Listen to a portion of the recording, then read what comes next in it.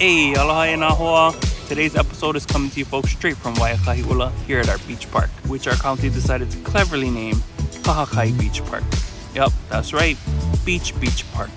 But before we continue, I'd like to introduce the concept of Ike Kupuna, or ancestral knowledge, or as the Haole missionaries might like to call it,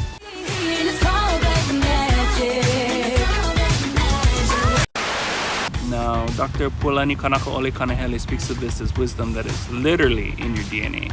One can access this knowledge in a multitude of ways. Some by reading about it, some by talking to their ohana, particularly the elders in their family, some by partaking in the same practices that their kupuna used to do, and sometimes our ancestors can grant us knowledge in ways that the Haole world might not consider valid, such as through dreams,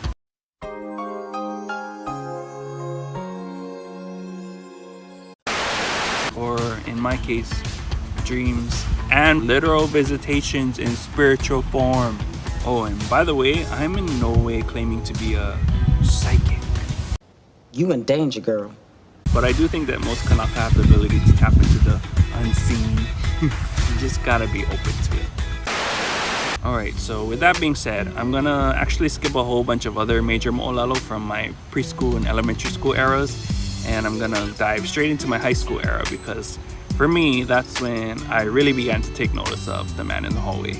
I do want to point out though that similar to how our Kaʻao Hawaii are structured, I might have this series jump around throughout the Noʻeau timeline, and when I do, there'll always be a purpose, because Oia ka Hawaii.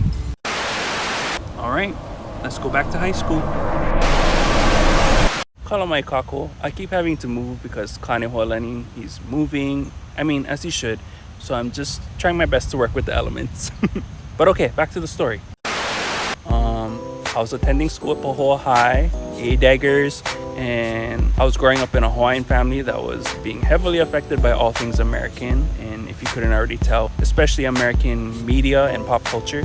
However, while all that was going on, I was still in Puna, adventuring around my aina with my ohana and my neighborhood crew. Okay, we found this crazy spot from going through the bushes. I'm a pack. You have service up here? Yeah. Boy, there's my phone. Nice. It's really hot. And Tutu Pele was always doing her thing. I mean, school even got canceled a couple times because her vlog action would get small kind crazy. Oh, and on certain nights, well, actually, sometimes he'd pop up in the daytime too. But the man in the hallway would make special appearances. You see, I'd be in my room, on my bed, and if you leaned a certain way, you could see straight out into the hallway. Now, when it was around bedtime, I'd lie down, paninamaka, and you know that feeling that you get when your eyes is closed and you can still feel somebody walking past you? That's what would happen to me. But yeah, whenever I try to go sleep, I could sense the man from the hallway walk into my room, he'd walk around my bed, and then he would just stand next to my pole while I was sleeping. And sometimes I'd hear things from him, sometimes I wouldn't. And yes, although it was a little scary, I kind of just went with it. It wasn't like he was harming me or anything, he was just there. And sometimes I felt like he was protecting me. This actually went on for a good chunk of my life. And it wasn't until my college era that I figured out who the man in the hallway was. See you guys in part 4. Aloha.